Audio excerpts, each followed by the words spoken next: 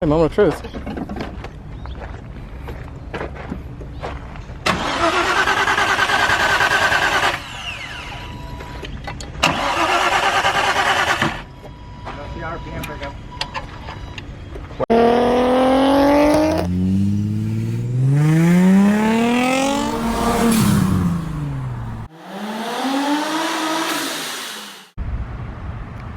The OG G35 lives.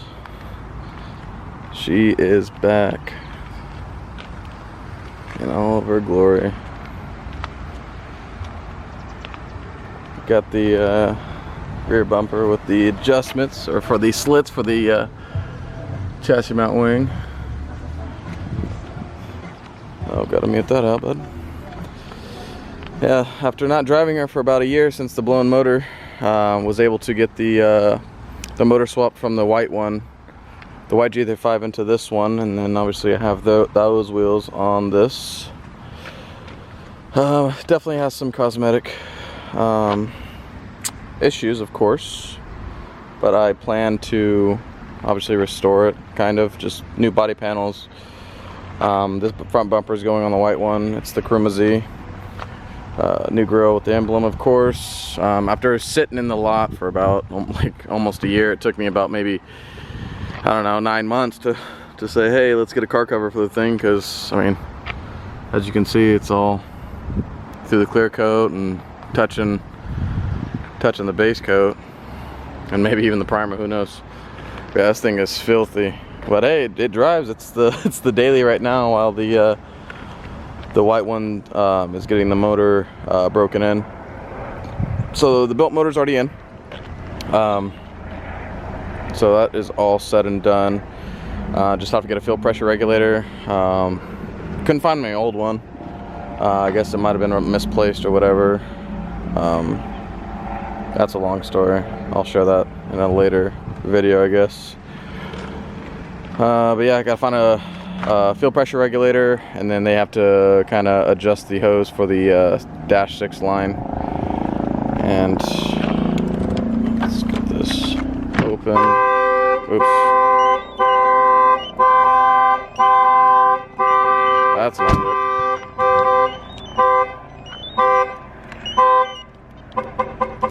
Oh, I got it. So yeah, I mean, she's filthy. Just tons of dust. We're just sitting for a year. Had this open. I was trying to put gas in 91 just to clear out the injectors and the tank and whatnot. Just have some nice fuel running through it from Shell. And I was putting gas in, and then it was not overfilling, but I heard like droplets of just, you know, fluid hitting the ground. And sure enough, I looked down and gas is leaking, and I was diagnosing it later on, to come to find out that the lid at the top for the hat of the fuel pump, one of the screws was missing. So I put one of the new screws in, and sure enough, I think it's okay. But I kind of smell gas every once in a while. I don't know if it's just the lingering effect of the gas that was kind of around it, but this is her in her glory. So I'm gonna be replacing this panel here, new hood, bumper, obviously this panel, and then the rear bumper, because obviously no one would probably want to buy that with the slits in it. I don't plan to keep it, really. I mean, this was my first car, so I'll just sell it. I mean, it's automatic, it's got low mileage, 130,000 miles. It starts right up, no issues. It does have the up rev flash on the ECU, so I'm not gonna sell it with that, probably. I'll just try to find a used ECU somewhere and probably sell the ECU separate. But yeah, it still's got the gauges in here. Obviously I'm taking these off to put in the white one. Just haven't found the time to do that, but I mean, she is filthy. Definitely needs a nice deep clean so she can be presentable. And then obviously the harness bar in the back here for the 5-point harnesses will come out and go in the white one. Just have to find time, of course, to obviously take everything out and switch it all over. But we're just waiting on the motor to get broken in, and I'll probably drive it like that for a little bit, and then spend a couple days putting on the boosted performance kit, and then we're gonna get that thing tuned on 85 and see what she makes on 10 pounds of wastegate. I probably won't run a boost controller, we'll just go off pure wastegate, and so they come with the springs, you know, 5, 10, 15, 20 pounds, whatever that is. But I'll be running the 10 pounds on 85 and see if that maxes out the fuel pump I have in here. It's the GTR fuel pump, the 65C Dodge Works. I think it's like a 275 or 260 or something like that. So, but yeah, that is the current update. Well, here she is. Just got the motor installed. That's what she's looking like as of now. Let me get this hood prop on. She looks good with the black front timing cover.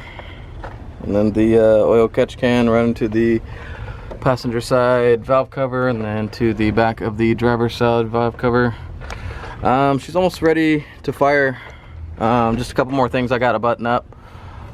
Still have to get another fuel pressure regulator. Long story on the other one, but they're ordering me a new one, no worries. I had to put the knock sensor back in.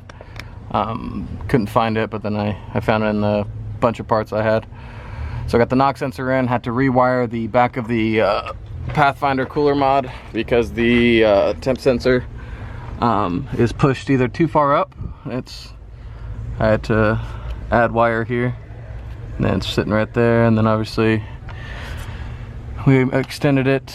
That's pretty much about it. That's the update on the build so far.